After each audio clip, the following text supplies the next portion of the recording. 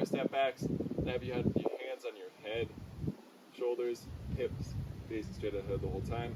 Starting, just stepping over, same leg that just came over, steps back.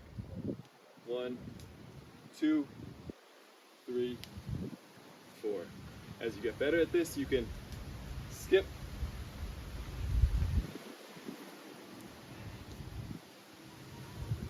over and back. Demonstrating the other side here. So one leg is going to go forward. I go left, right, then on the way back I go right, left. First movement, straight ahead. Second movement, out to the side. Third movement, out to the side. Fourth movement, out to the side.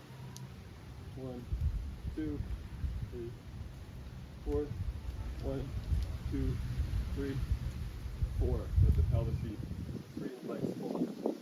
Moving into this with a hip lock, we're going to step over, and then as we go, let our trail leg pass over.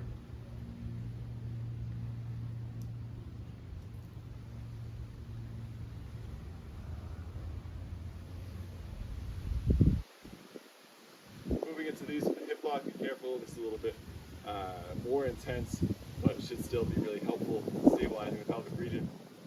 We're going to step over with one leg, and you can leave your hands free for this.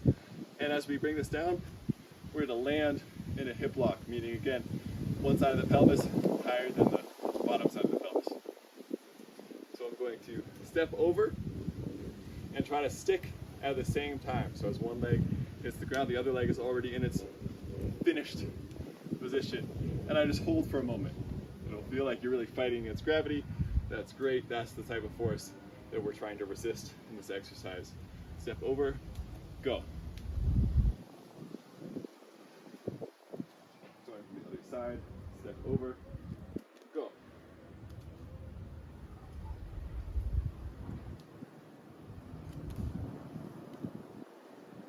Be up on the ball, so your feet the whole time. Definitely not something that you want to do flat-footed. Here.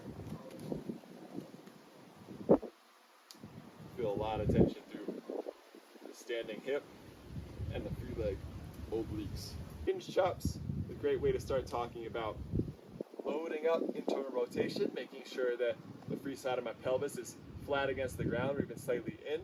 And also, I'm going to be bringing my sternum weight shifting over the stance leg. We don't want to see this in this sort of posture. Hinge chops, let's get into it. We're going to be working on weight shift, so our sternum over our stance leg, and we're also going to be working on making sure our pelvis stays closed off to the ground. We don't want to be in external rotation. We're going to go from internal to external raising up. Again, be light on the way down, opening up, finding some length through that back hip, and then spring out of it into a hip lock. So again, finding our way into this hip, feeling that this glute is getting as big as possible, opening up rotation here. This is a great way to check in. Am I actually getting internal rotation? Am I actually getting into my glutes? And you could just go continuous like that. Crawling cat-cow is basically what you'd expect. We're going to be in this bear crawl position, knees just an inch or two off the floor, palms pressing into the ground, pressing our chest away from the ground, especially as we press into a cat. We're just going to step our right hand, left foot a little bit ahead of one another. Inhale, opening up. Exhale, pressing, folding. Step, inhale, open, exhale, press away, go, go. Tiny steps. You're not covering any distance here. We are working on opening up the front side of the body, the back side of the body. Very good. Scorpions, reach the foot up, roll over, and back down. Up towards the sky, roll over, back down.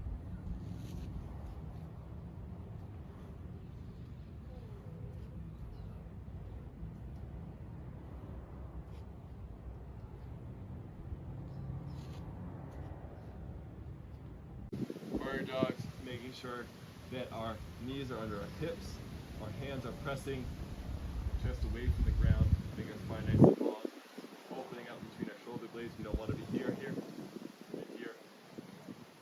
Knee to elbow, out. Knee to elbow, extend, reach as far as you can. 3 times. And switch to the other side. You can do 3 sets of 3, 2 sets of 5. Pressing the ground away the entire time.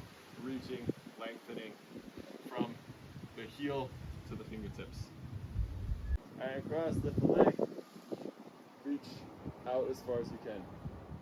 Lift, reach, roll back. Lift, reach, roll back.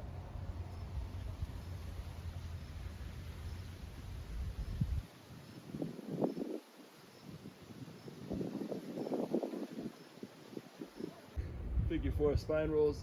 One knee 90 degrees, the other knee on top, hugging the knee, and just rocking forward and back here.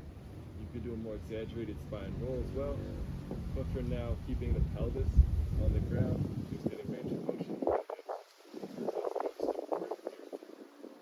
Switching sides.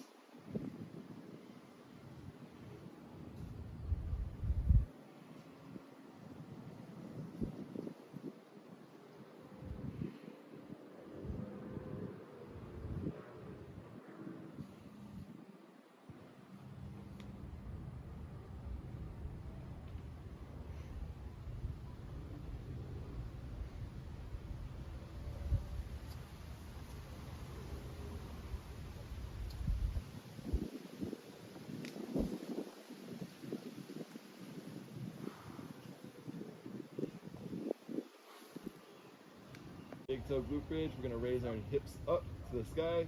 We're going to push down just through the base of the big toe. We try to maintain ourselves in a glute bridge. Again, we're going to have to lift our toes off the ground in order to do this, and it's going to burn pretty quickly. At first, when it's a little bit hard to do this, something like 30 seconds on each side is great.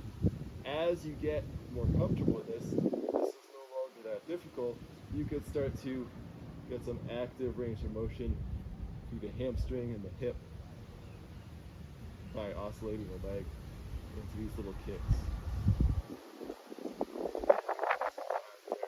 Or once you add kicks, something more like 10 kicks will be enough, 10 to 15. 90-90 knee rolls. We're going to start 90 hips, 90 knees. Something between our legs, could be a ball, even better, a foam roller. We're going to lift up with our hamstrings so that our butt is about an inch or so off the ground, so our belly could be relaxed. And from here, we're just going to slide one knee up towards the sky. Other hip will drop towards the ground. Won't touch the ground, but we'll drop towards it. And we'll naturally rock back and forth a bit, but we want to make sure the sides of our pelvis are not rising up towards our shoulders.